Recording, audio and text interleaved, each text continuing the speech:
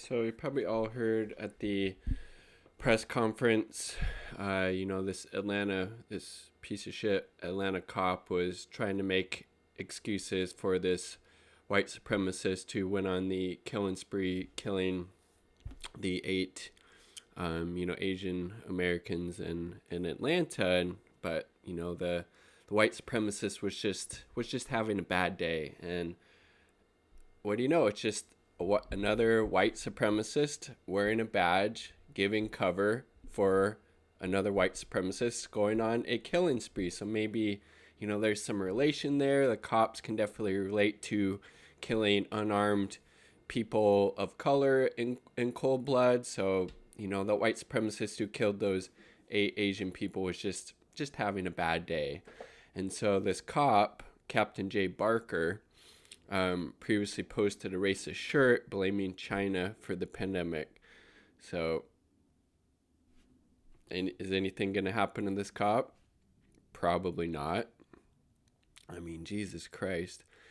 Cherokee County Sheriff Captain J. Baker shared an image of t-shirts based off the Corona beer label that said COVID-19 imported virus from China. Again, that's something Trump went around saying quite a bit. Love my shirt. Get yours while they last. Oh, Christ. Not surprising. Baker did not immediately respond to requests for comment, but after BuzzFeed News asked about the shirt, the public Facebook post became unavailable. So he's trying to hide it now that he's getting some negative publicity for it, trying to hold him accountable for his racism and white supremacy. And the guy who killed the eight Asian people in Atlanta was just having a bad day. That's why the solution to racist acts, to white supremacy, is not to give the police more money and funding. Are you fucking kidding me? How does that make sense? Give more money and funding to a white supremacist institution to stop white supremacists from committing more acts of violence? I mean, for fuck's sake, this guy was just saying it was a bad day. He was having a bad day. To him, having a bad day means this racist piece of shit white supremacist, fucking scum of the earth, murdering 8 Asian people in cold blood. That's just having a bad day. You think giving more money to the fucking cops, to the security state, who are inherently white supremacist and want to oppress and marginalize communities of color and groups who speak out against their violence, that's going to solve the issue? Fuck no. What's going to help is to build, multiracial, multi-ethnic, working class solidarity, providing mutual aid, security, support to each other, trying to dismantle capitalism and build up, socialism, and try to develop communism, which is just a classless society. Because one of the things that Marx and Lenin talk about, Karl Marx and Vladimir Lenin, highly recommend Lenin's book, State and Revolution. I just started it last night. Highly, highly fascinating. One of the things both those two amazing thinkers and political theorists and revolutionaries in Lenin's part is that the state comes into play to basically represent the class interest, these irreconcilable class antagonisms that exist kind of once property relations came into play. And without getting rid of that, we're going to be stuck with these problems, because capitalism is inherently white supremacist, inherently racist, when always will destroy the two things that the two things that we need is people and the environment. But it's a economic and political system that is based on infinite growth on a finite planet. And if we keep getting more capitalistic, more and more of this white supremacist violence will continue to happen. Because, I mean, for fuck's sake, we see in the media all of this anti-China rhetoric, anti-Asian rhetoric going around. Look, fucking Ilhan Omar tweeting this post comparing Beijing to fucking Nazi Germany in 1936, okay? This is Ilhan Omar, a member of the Squad, a so-called progressive congressperson, is fucking parodying this anti-China, this anti-Asian rhetoric. It's fucking disgusting. Let's see, where's this thread? And then look, New York Times. This is not dystopian fiction. This is China. Really, China is the dystopian security state, not the fucking U.S. I bet they're not giving that same attention to all the fucked up shit the U.S. government is doing. Of course not. The fucking New York Times, all these pieces of shit corporate media are just stenographers for the fucking U.S. government and security state. Or this one, Washington Post. How China gets American companies to parrot its propaganda. Again, Washington Post is owned by Jeff Bezos, the richest person in the world. Or maybe it's Musk now, but same thing. Another Washington Post. China's dangerous Taiwan temptation. You don't think this seeps into people's collective psyche, especially the ones who only get their media sources from the fucking mainstream media, which a lot do, unfortunately. Even Axios. Well, I don't say why even. They're not really that great. China's political power grows with its capital markets. It's like the little claw in the globe. I mean, another Axios. China wants to reshape the global order. Because that's not what the U.S. is trying to do with our military bases in 150 countries around the world, or how we have the biggest prison population in the world. We don't have universal health care or tuition-free college, and yet we spend more on our military than I believe it's the next 10 countries combined. Where's that same anger? Where's that same rhetoric directed at the fucking U.S. empire? Nowhere to be found in these pieces of shit corporate media outlets. The Economist, facing up to China. I'm not sure who that's in that chair. Maybe it was that Obama. The Economist, how bad will it get? Like, what the fuck? I mean, this is why you need to really be careful the type of media that you consume. And if you get it from corporate sources, make sure to apply a critical lens, a critical analysis when you are digesting it. Otherwise, you're going to take this shit hook, line, and sinker, and you're going to develop this anti-China, this anti-Asian, this xenophobic worldview. And assertive China challenges the West. Again, where's that same fucking smoke coming out towards the U.S. fucking empire? I mean, Jesus Christ.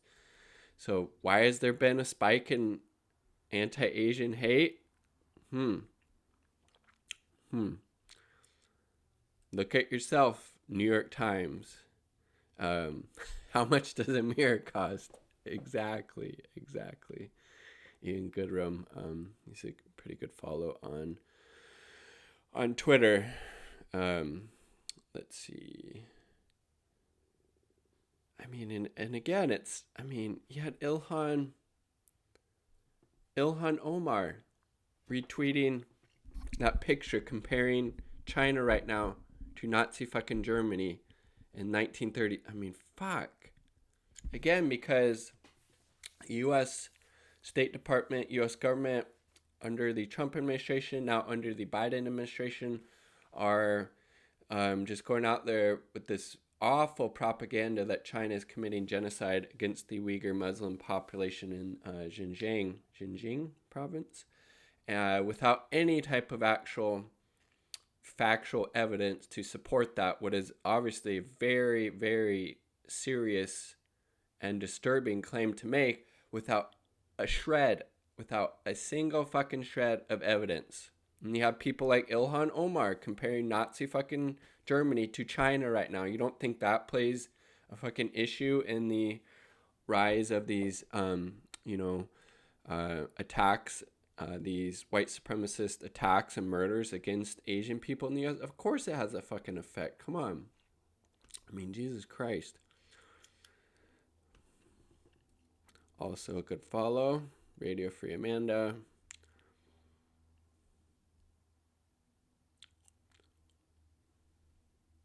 Yes. I don't care whether or not we call it a hate crime as white supremacist violence. The state will never indict itself. I'm sick of the semantic circle jerk. A white American man killed 4 Korean women because to him they are mere vectors of his eroticized self-loathing. He killed 4 Korean women for the same reasons I have been targeted for harassment, sexual, and assault from a young age. He killed them for the same reason Korean war vets greet me with a certain twinkle in the eye when they let me know they've seen where I come from.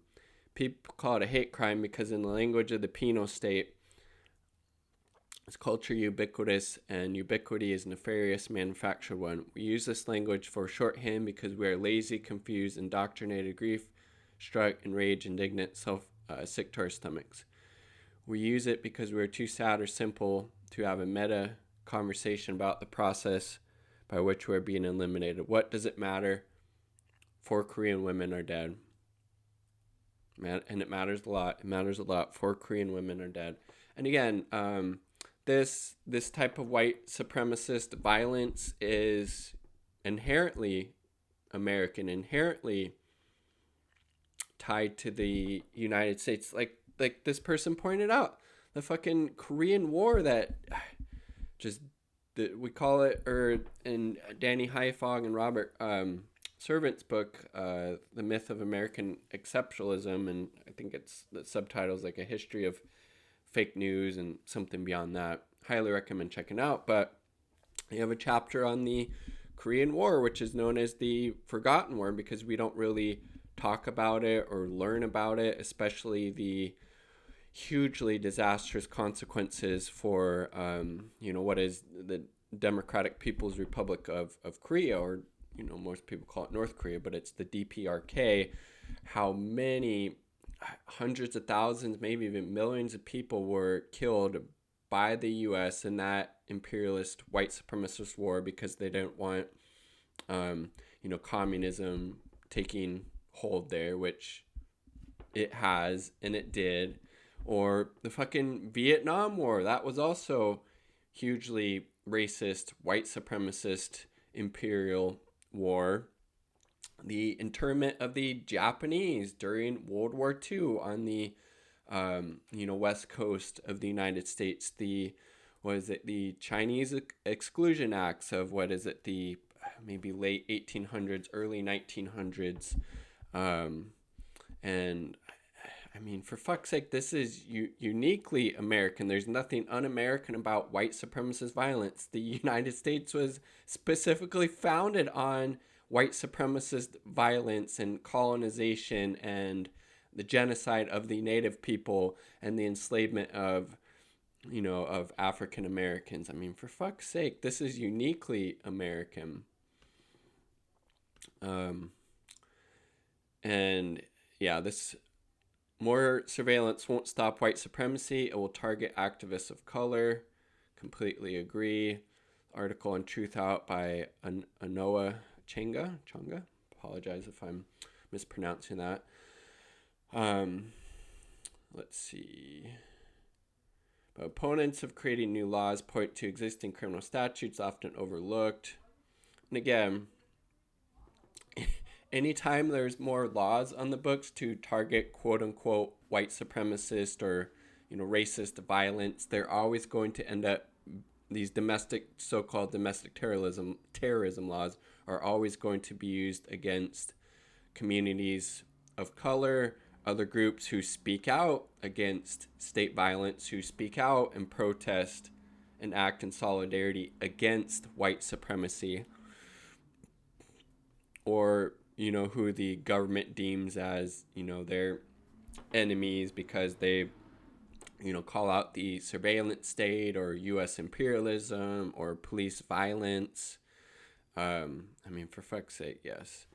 So again, the only way to address white supremacy is to build multiracial, multi-ethnic, working class solidarity and try to get the material conditions of people met, because and basically dismantling the state completely. And